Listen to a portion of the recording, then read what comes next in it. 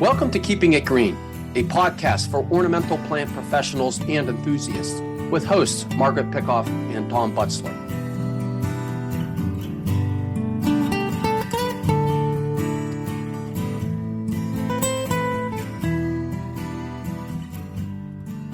Hello, and welcome to Keeping It Green, a podcast from Penn State Extension for ornamental plant professionals and enthusiasts. I'm one of your hosts, Margaret Pickoff. I'm a horticulture educator with Penn State Extension, and on each episode, I'm joined by my colleagues on the green industry team as co-hosts. On today's episode, my co-host is Tom Butzler. Hello, Tom. Hey, Margaret. Thanks for being here today. On today's episode, we're going to be joined by Alyssa Hagerman from Hershey Gardens. But before we get to our interview with Alyssa, we'll start with a quick check-in about what we're seeing out in the field, out in the landscape. Tom, what's happening in your part of Pennsylvania? Well, it's probably no different than what's happening across most of Pennsylvania. Up to a couple days ago, it was just beautiful weather, sunny, clear skies, warm temperatures. And that was great to do things outside, but at least in central Pennsylvania, I noticed that things were really getting dry. I'd go hiking or biking up in some of the state forest, and the trees really look under stress. Some of the landscape shrubs and trees in my landscape starting to drop leaves. One of the hydrangeas I had was wilting down. So this last little rain we had, things tended to recover a little bit. But, as you know, our woody ornamentals, just woody trees, shrubs in general, they do need moisture going into fall to start off that hardening process. So, we'll see how the rest of the season plays out. But on a positive note, on this really nice weather, I do keep some honeybees in the backyard, and those several weeks, just that dry, sunny weather, my bees are just flying crazy. And I don't recall the goldenrod as in flower, so bright, so vibrant in previous years as this year. And I had fields of them, and I walked around them a little bit or through them, and there were all kinds of pollinators over the goldenrod. So that was kind of cool. So that was a positive of no rain for several weeks. But that was central Pennsylvania. What was going on down in the eastern part of the state? Very similar. Yeah, it was interesting. It's always funny to me to listen to the radio on the way into the office, and they're always like, another beautiful sunny day, no rain in sight. It's wonderful. And then you get to work and everyone's like, we need rain. Yes, I know. I definitely noticed that my allergies were really bad in the last couple weeks because of that ragweed that's blooming. And I think the dryness really makes it even worse. So that's tough. But yeah, walking through the woods, I was noticing that even, some of our invasive plants, which are like seem so hardy. We have a lot of wineberry in the woods down here, and even they were looking like totally dried out, like they couldn't manage. So I think the one positive I've been, hearing from growers is like we're not having bad weed pressure because there's no water, but at the same time, it is stressful on plants. As you know, I work with a lot of cut flower growers and seeing a lot of aphid pressure at this time of the year. And I think part of it is just, it's hot, it's dry, plants are that much more stressed, and the aphids, for whatever reason, whether they're seeking extra moisture or they're just, reproducing really quickly because it's so warm, are just out in full force on some of those flower crops. So yeah, definitely happy. We got some rain. It feels, I feel better. It's not as dry and dusty here, so things are looking up. And and that goldenrod is really beautiful. You're right. It is. Real quick question on that wineberries. I found a wineberry patch this summer, and it produced so much fruit. I got a couple gallons of berries. Does anyone go after those berries when they're in fruit? I don't know. I know the birds are really happy about them. I stop when I see them on the side of the road and grab a couple, but I don't know if anyone's like harvesting to make jams and jellies and things, but they are really tasty. Yeah, they sure are. Yeah. All right. Well, nice to catch up with you, Tom. Let's get into our interview with our guest today, Alyssa Hagerman. She is the manager of horticulture at Hershey Gardens in Hershey, Pennsylvania. Welcome, Alyssa. Hello. Thanks so much for being here. So we usually start off with the same question of our guests, but can you tell us about your role at Hershey Gardens? Sure. So, as the horticulture manager, I have a couple pretty big responsibilities. One of my main responsibilities is coming up with how we're going to lay out our seasonal displays, which include tulips, summer annuals, our mums, our chrysanthemum display, and then the other things that go along with the mums, pumpkins, straw bales, and that kind of stuff. So anything seasonal. I also, if we have an area of the garden that's needing an update, I work with my other full-time staff here and we come up with a new plan. I get it started and then I kind of have them collaborate with me. So I do that. And then keeping record of all of the plant material we have at the 23-acre property here at the garden. So that is an undertaking, keeping record of all of the plant material. Nice. And you've been at Hershey Gardens for a little while now, right? I have. I started in 2010, so this upcoming spring I'll be here for 15 years. Cool. And what position did you start with there? When I first started, I was hired as the caretaker of the children's garden. I would be in there for a couple hours every day. It's a 1.5-acre space with multiple different themed little spaces in there to get kids interested in horticulture. But so that was my main focus, was caring for that space, keeping it tidy, and any maintenance that needed done in there. And then a few years later, in 2016, I was promoted to horticulture specialist whenever our previous specialist retired. And that's basically, I was doing the same thing I'm doing now. I just have a couple other responsibilities now that I didn't have then. Take care of a budget now and monitor that, and I didn't have to do that before. Nice. Yeah. Can you tell us a little bit about how you got into the field of horticulture? Was that always kind of your plan? And did you go to school for it? Or was it kind of a lot of people kind of take a weird turn towards horticulture after trying to or planning to do something else? Yeah, probably one of the few that always had something in mind for plants. So it started when I was really young, actually. My great grandmother lived with my family until she passed, and she was the grandma that liked going to the greenhouse every spring, and she would always bring us along, me and my sister. And my sister did not appreciate it. I thoroughly loved it. So I would very much look forward to going to the greenhouse with her and then going home and planting all the things we picked out, and it stuck. I was pretty, I was, I would consider myself pretty artistic while I was in elementary school and high school, but I was not one to sit still. I didn't like sitting still. So I like being up and moving. I love being outside. And I just kind of put those two together. And in high school, I went to a vo-tech school in conjunction with obviously high school, and did horticulture there. Did a lot of plant ID classes and touched on some, really general landscape design kind of things. And then went to Penn College for horticulture. And literally 2 weeks after graduating, I started here. Whoa. Nice. Yeah, that's a nice clear path forward. It's You kind know, of rare. yeah, And I was on a mission. that's an issue in the green industry right now is labor, and everyone's kind of tossing around ideas on how to address that issue.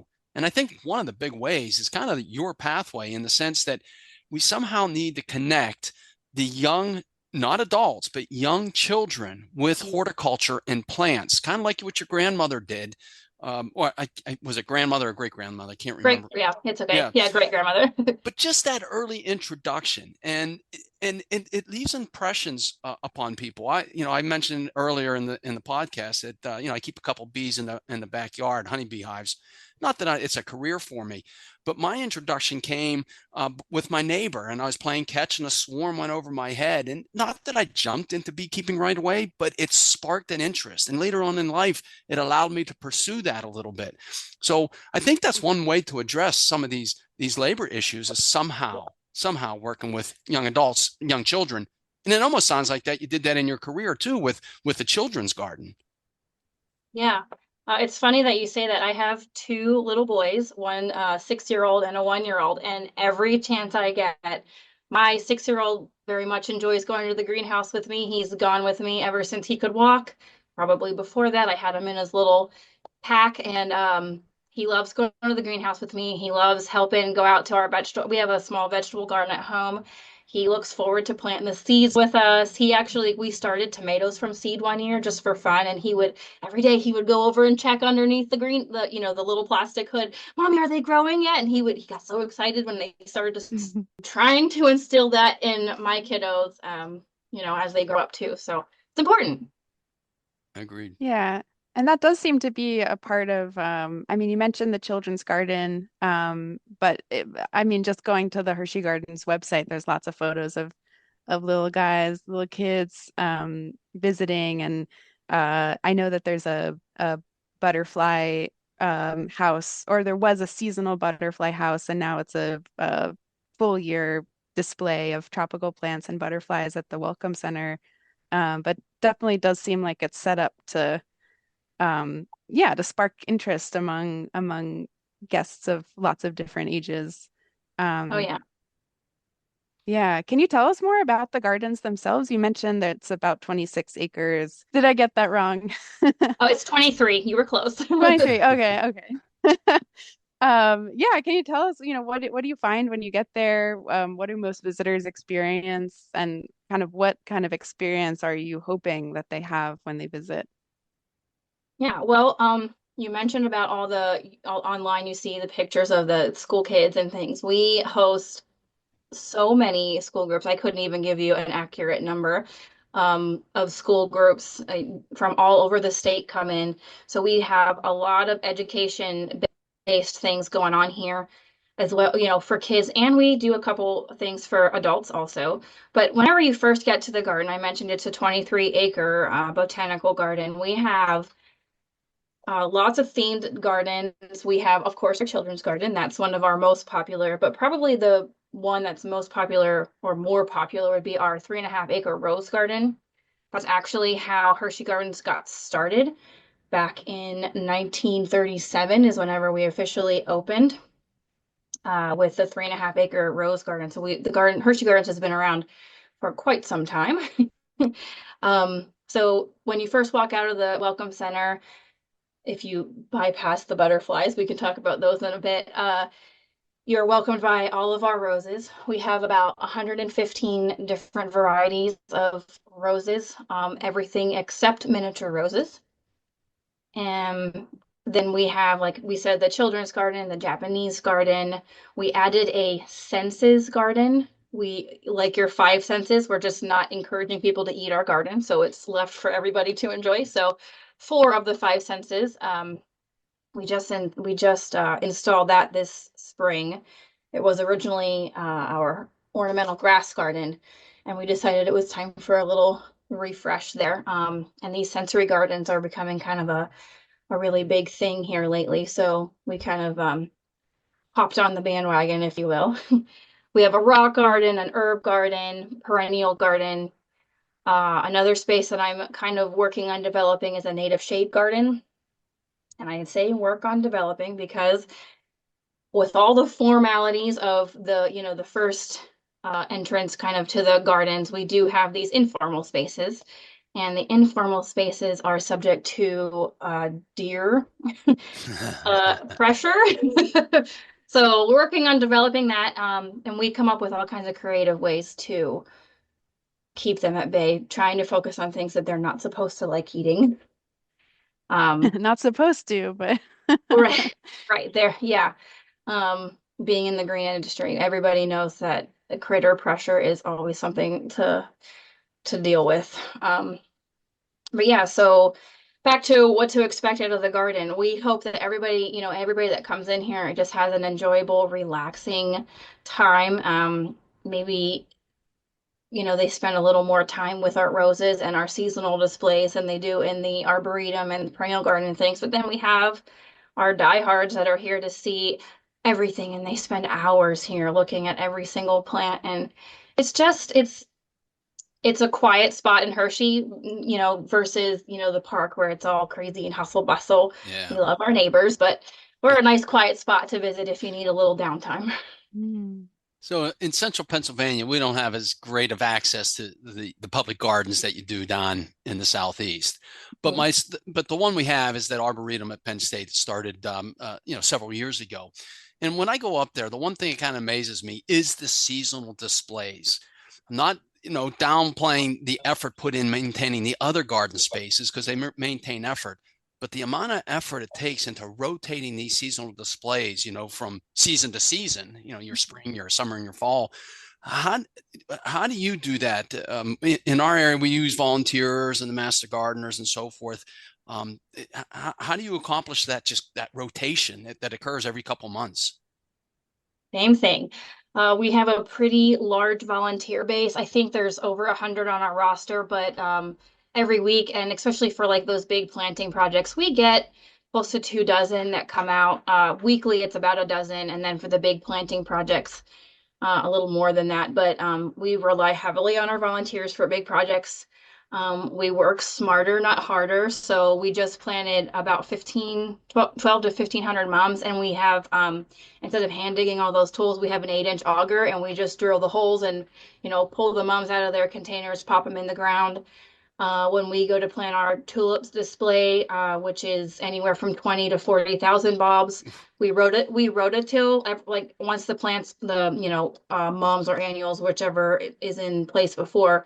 Once we pull all that stuff out, we rototill those beds. Our rototiller tills down about 8 inches deep.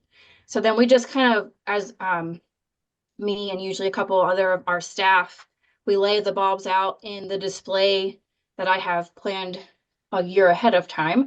The bulbs come in boxes already separated, and we know which ones are which variety. We lay them out on the ground. Our volunteers come in, and we just have to push them into the ground with our hands. So we're not using a trowel or anything. The soil is like a pillow. It's so soft. So we try to do things as smartly as we can, so we're not, the labor isn't quite as intense. Yep. Because we have so much to do. Yeah. And when you're designing, because there's the design part is very different than the maintenance and care and kind of maybe the day-to-day care of your gardens and your specimens and things like that. But when you're thinking about designs for the season, like how do you draw inspiration, and do you visit a lot of other gardens, or look online, or how do you make sure that you're not doing, or maybe you are, if you're repeating designs year after year because people love them? Are you getting feedback? Like, how do you make those design decisions? A little bit of everything that you just mentioned, actually. I wish that I had the chance to visit more gardens, but I have visited a few, so we get some inspiration. I get inspiration from other gardens. I do look online for inspiration. One year I joked that I was playing with one of my sons, and he had those little colorful like stacking cups. I got my inspiration from the colors on his stacking cups, anywhere you anywhere you can get inspiration from, really. And I try really hard not to repeat designs, because we have over again, I'm sorry, I'm not recalling my numbers very well, but we have a lot of members that come to the garden, and they come a lot. It's over 300, or close to 300. They come a lot, like very frequently through the year.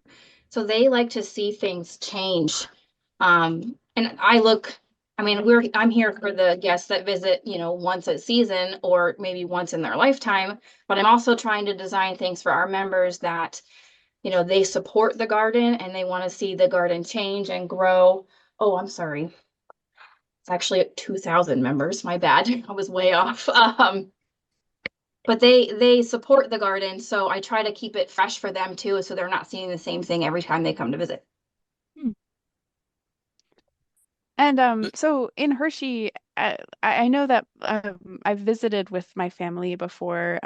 It was a great spot for my nephews who were younger at the time, and I wish I knew, I mean, I wish I had done any research about what was there and could have spent some quiet time in the garden while we were there because it was otherwise sensory overload for me. But is there a seasonal, I assume there's a seasonal aspect to visitorship and when you get the most folks visiting, because there is, there are some attractions that are still open during the winter, I think in Hershey, and uh, I saw on the website that you had some, displays for Christmas and things like that. So what's the kind of flux of visitors throughout the year? So summer's probably when we see our most. Everybody's on vacation, they're visiting Hershey anyway. They they did do their research. I'm teasing a little bit, they but also like I know like the lodge and the hotel, you get complimentary tickets to the garden. So we get those folks that come down. But summer's definitely when we see the most guests here. We do have a really fun and one of our biggest events coming up here at the end of October. It's called Pumpkin Palooza. We get a lot of guests for that. Everybody loves fall in Pennsylvania and autumn. So they come out to see all of the mums and all of our fall decorations, the pumpkins, of course. So that's a really big draw for us. We do have a Christmas event. We are open year round, so we do try to have something going on throughout the season. So we have our Christmas tree showcase in well, actually, it opens the week after Thanksgiving, and then it runs all the way through to the New Year's Day. We have on display about a dozen Christmas trees decorated by local florists. Then early spring, February, we have our orchid show. That is a huge draw. People are crazy about their orchids. The Orchid Society comes in and they have their show where they actually go through and they judge the different orchids, and then they also have an orchid sale. And then throughout the season, even through the summer when we're most busy with just general public, we have some things going on. We have the Rose Society, like the Rose Day, that's in June, I believe. And yeah, just different things going on through the whole summer and well, the whole year really. Nice. As you were describing these gardens, you listed several of them. You mentioned like the census garden, the rose garden, the garden, the seasonal display that changes. So it's heavy on the aesthetics. But is any of the part of the garden set aside for trialing out new plants, showcasing new things? Kind of. Yeah, we have a section in our seasonal display. So where we plant all of our annuals, we actually work with the extension office down here. Is it Lancaster or Lebanon? I always get it mixed up. We work with them, and we're one of their satellite sites for their annual trials. So we trial, I think this year we had about 115, I think, different annuals that we trialed for them, and we've been doing that for several years. That's cool. And are those plants incorporated into a display garden, or are they kind of, because at our flower trials, things are in pots and they're in long rows and stuff, but do you guys trial them like as part of a display? Kinda, yeah. So they are kind of right in the middle of our seasonal display. It's the best spot for us to, just keep them watered. We actually plant them straight in the ground. So Okay. that's another part of the research that it's actually really helpful. They're not kept in containers. Right. They're watered by overhead sprinklers. We fertilize them once a week. It's just, and they actually really appreciate that because it adds a different level of research for them. But yeah, they're right in the middle of our seasonal display, and we have a sign out for them saying, what they are, why they're there, why they are slightly different, but they do go along right with our other annuals too. Hmm. I was doing a little reading about Milton Hershey before this interview because I really didn't know anything about him, and because I was trying to kind of put this into context and the timing when the garden was established. And just one like fun fact that I pulled from the Wikipedia page is that he and his wife were almost on the Titanic, but they couldn't go because his wife was ill. And so Yep. that was an interesting thing that I read. But anyways, I'm always curious with gardens like this where they're established. It sounds like the rose garden was kind of the beginning of the garden and it kind of expanded out from there. I'm always curious how horticultural managers and people who are responsible for incorporating new ideas and kind of changing with the times and what people are expecting. How do you keep the core kind of history of the garden intact? And especially, and this is maybe a different question, but especially roses, we're starting to see a lot of rosette disease, and there are always issues that are plaguing roses, and they're not the easiest plant to grow. And so, um, yeah, how do you kind of maintain that historical connection with the original kind of rose-focused garden, but still respond to the need to kind of change with new insect disease pressures, people asking for different sorts of displays, like different interests that, and trends that people have. What is that decision-making process like? So to keep with the history, I don't know if I can say the rose garden will never change. That is how we started, and that's historical for us. So the way I kind of keep with the times with the roses is every year I walk through and I keep tally or not tally a record of which roses aren't maybe performing as well for us that we planted, or they're just getting, the plants themselves are getting old and it's time for a new one. So we bring in new cultivars and new varieties of roses. So that's one way we kind of keep that garden fresh. We do uh, because we have to with that many roses. Like I said, it's 115 cultivars of roses. We have to, sorry, each rose bed has anywhere from 25 to 50 roses per bed. Some of them are just a little bit bigger, but that's the average.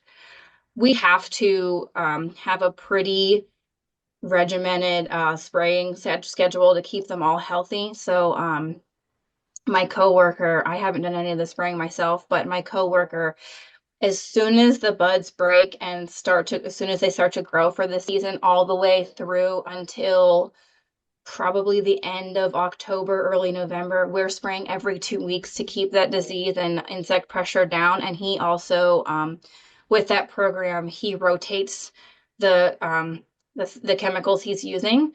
So that helps a lot. We actually got a phone call from, I think was it Swarthmore? I hope I'm pronouncing that right. They have roses down there, and they were asking us what we do to keep rosette at bay, because they had a rose bed with 50 some roses in it, and they all got rosette, where we might pull half a dozen or less out a season that have rosette, and with all the roses we have, I mean, it would be detrimental. So we have to be preventative, not like, we need to be proactive in our care and just not let it happen. So we do everything we can, especially with those, to keep them healthy. We're constantly deadheading them, and now that's just for the flowering. But every spring we go through and we do a lot of pruning on them. We thin them out to make sure that they get the best healthy start for the season.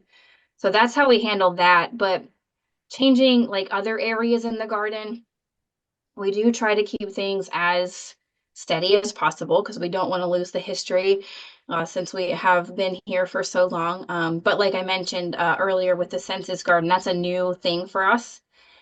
We had that ornamental grass garden for years and years and years, and it was time for a little bit of a change. So that kind of stuff we can do. Our perennial garden, we gave a facelift to a couple years ago. It was originally a perennial garden, but perennials have a lifespan too. So we freshened that up and kind of brought some new varieties of perennials in, some new cultivars, even some new species that we hadn't had before. But we're not opposed to change. Oh my goodness, Milton Hershey embraced change. So we're not opposed to it, but we do like to hold on to, some of the key historical things of the garden. You know, maybe I'm paying more attention to climate than I've had in the past, but it does seem like the summers are getting warmer, that you're getting wider windows of rain-free weeks. You know, just no rain, no moisture. Do you talk about eventually changing the garden over, not over, but preparing for a hotter, warmer climate, maybe looking at some different species, or are you looking at soil? I think we do need to be paying attention more to soil, where we're working more organic matter in. I'm sure you do mulching down there just because of the aesthetics, and it does conserve moisture. But I mean, is there a thought process going on to look or address that issue as the years go by? Maybe a little bit. I know, like you said, it is getting warmer, so I need to, when I'm choosing trees and shrubs, especially, I need to choose things that don't mind it being warmer and drier.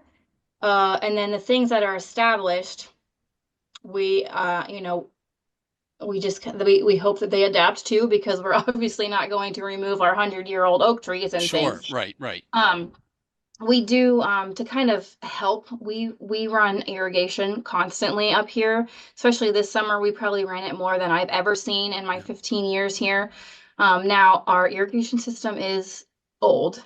It's just overhead pop-up sprinklers, but we were running them every day for multiple hours before we opened, and then we would even we have snap valve kind of hookups throughout the garden, and we would put just localized sprinklers out to help everything along. But that's, as far as like climate change, that's really, it hasn't impacted us that much that I'm really concerned about it. We're just kind of trying to change as it changes instead of making huge jumps. But it is something that I'm considering, especially when it comes to irrigation, getting a more localized watering kind of thing going on, like with drip irrigation and that kind of stuff. You did mention about mulch. We don't use bark mulch, we use leaf compost. So as that breaks, we put that down every season. So as it breaks down, our soil is, I think, very fantastic in my opinion. Now it is Pennsylvania soil, so we do have that clay in there. Yeah. But I think the mulch that we use is extremely helpful, with it being not a bark mulch, but a leaf compost instead. So kind of building off of that, and just because we're people who get excited about pest and disease issues, have there been issues in the last couple of years that have been of particular focus that, like, either, I mean, they don't have to be new, but are there any pest or disease issues that you're challenged with, or that you've found a way to kind of, I mean, you mentioned with the roses and really being diligent about keeping rose rosette out of that garden and roguing plants when you see them. But in any other parts of the garden, are you dealing with insect and disease pressures that are a challenge?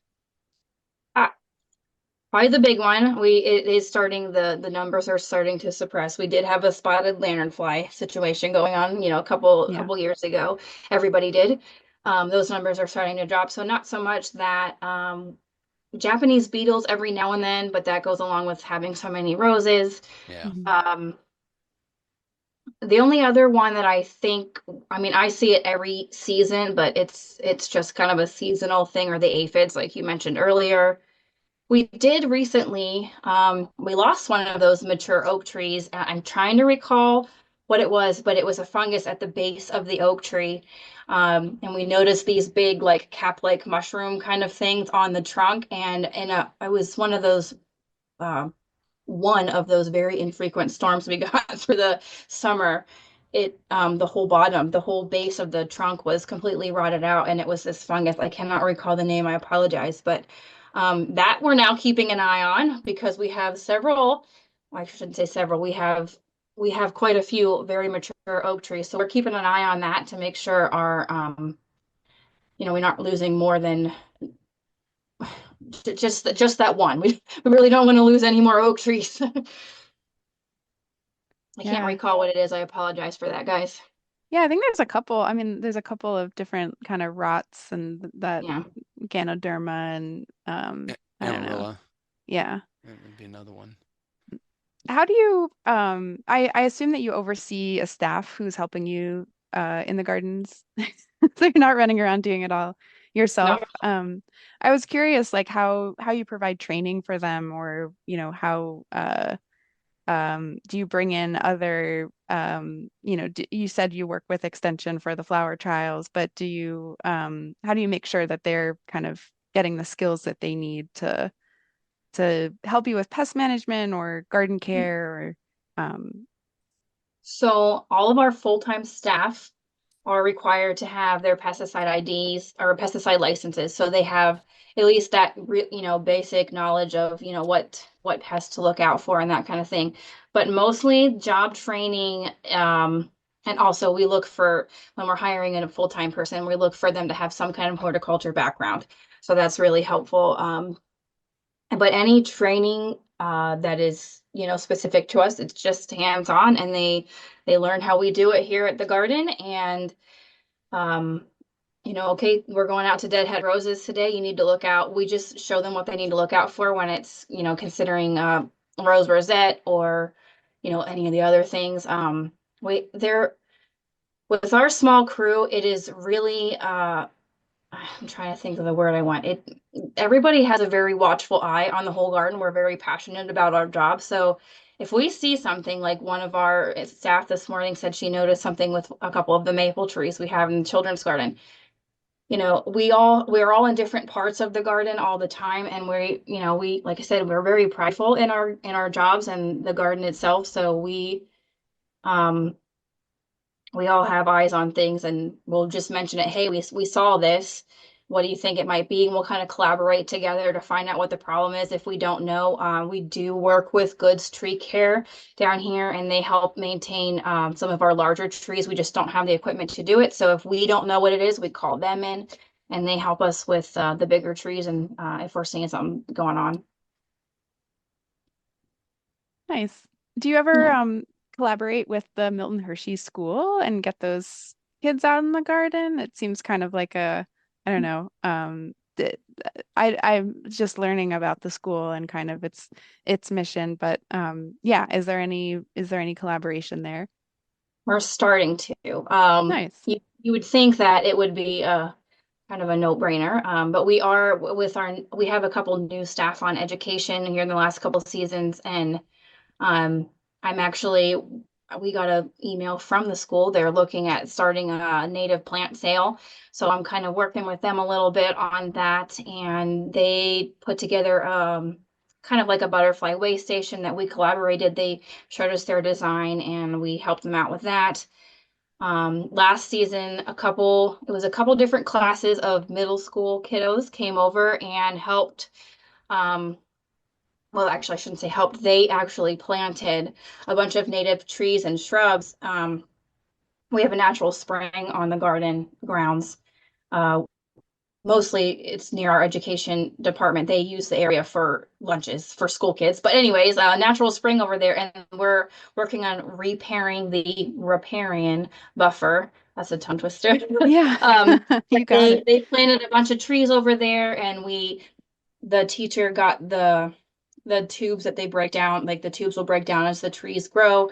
So that was kind of a fun learning experience for them, and they got some hands-on with planting these little sapling trees and shrubs.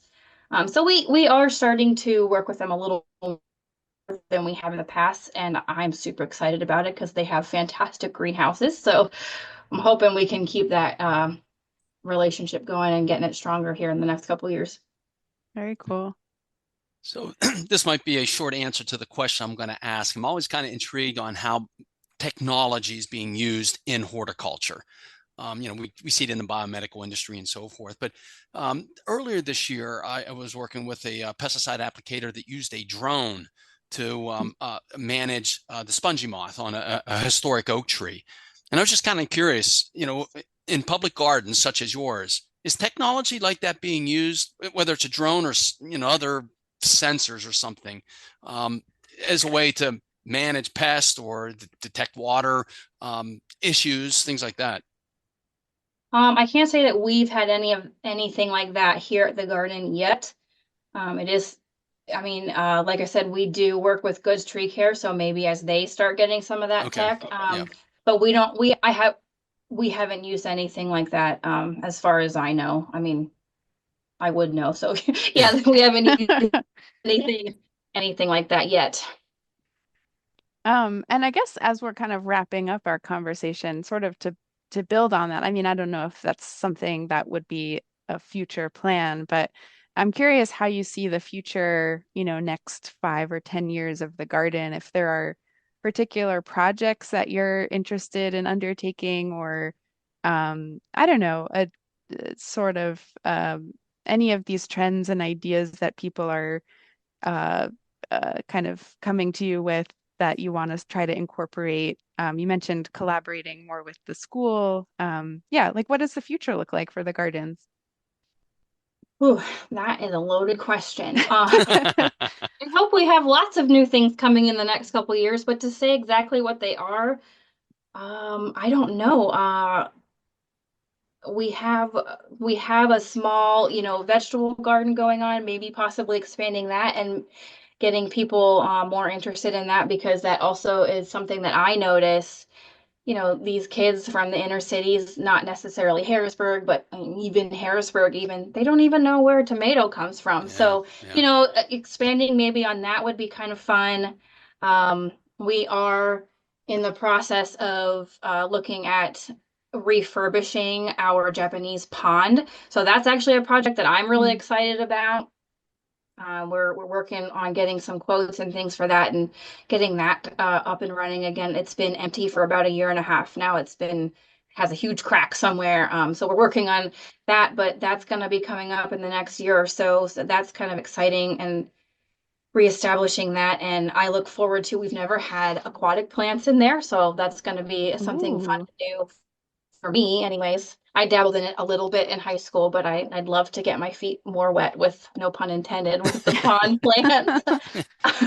So, yeah, and we're just keeping the garden as, as historical, but also keeping, like you guys mentioned about, keeping up with the times, keeping the integrity of the gardens that's what we're looking at doing, because that's kind of what we are about, just preserving this space as it was. Yeah. Or, Yeah. yeah.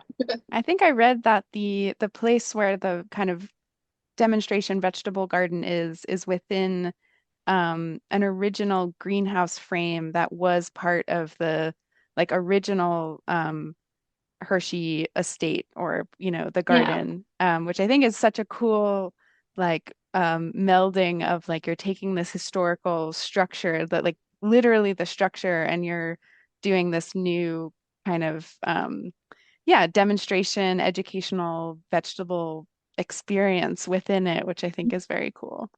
If I'll touch on that just a little bit. Sure. So the vegetable garden that you're referring to is within our children's garden. We call it the hoop house, because that is pretty much what it is. It only has the plastic covering over the hoops, not on the ends. And the school kids that come in, there's two programs that the teachers can choose from. It's either Green Thumbs or Amazing Butterflies. We probably have, I think, in my opinion, more Green Thumbs. They want to come and plant something. I mean, we have a fair amount for the butterflies, because I mean, they're pretty cool too. But the kids come in, they get to plant a section of that hoop house, and then we put a little sign in saying that Central Dauphin came and they planted these pepper plants or whatever, whether it's a seed or a transplant that they're planting in there. Um, and then all of the produce that's grown in there gets donated to local food banks. We're over 700 pounds of produce donated this year, just out of that hoop house. So that's pretty awesome for us. And back to the structure itself, it was part of the original estate. And then that was actually, before it was our hoop house and vegetable garden, that was a seasonal butterfly house, which just had North American butterflies in it, and just for a few months of the year, obviously, because it got cold. But once the conservatory went in with the butterfly atrium, all the butterflies from around the world, we thought to transform the space into a vegetable garden, because we didn't have that. And now we do. Yeah, I do have to say one of the cooler videos I watched on the website, and the hoop house looks very cool, by the way. I don't mean to pivot to the butterflies, but there is a very cool video of how they receive packages of these chrysalises in the mail, and then they kind of pin them up onto a like a I don't know, something to hang them on, and Yeah, then it's just a little strip of wood that it's actually a little dab of hot glue on the very end. It doesn't hurt the butterfly or the chrysalis inside, or doesn't hurt the chrysalis, sorry. And then they pin them in there, and so the cabinet that they go in is climate controlled, just so the chrysalis have exactly the right moisture, temperature, airflow that they need before they hatch, and then they hatch out of there, and there's kind of a glass window that you can Mhm. watch them Yep. like emerging, and they're all sorts of colors. It was very cool. I recommend watching that video on the website. Yeah. Cool. Well, thank you so much, Alyssa. This has been so fun. It definitely makes me want to visit the gardens. We always end our conversations asking our guests what they like to do when they're not working. So yeah, what do you do when you're not at the gardens? Well, I must say I'm probably very boring. I go home and play with my kids, and if it's nice outside, we're playing outside. We're looking at the flowers, watching the bees and the butterflies. So pretty much go from work to home doing almost the same thing. But I am lucky enough to say that I love my job, and my job is not work. I have just as much fun at work as I do at home. So playing with my kids, playing with my dogs, that's pretty much what I do outside of work. I'm a mom. I adore it though. No, it's I a don't great think that's boring experience. at all. Nope, nope. I'm with you. That's great. Yeah. Well, thank you so much, Alyssa. This has been great. And thanks for sharing about the gardens and about your work. We're just so excited that you were on our show. So thank you. Thanks for having me. All right. Well, take care. You too. Bye-bye.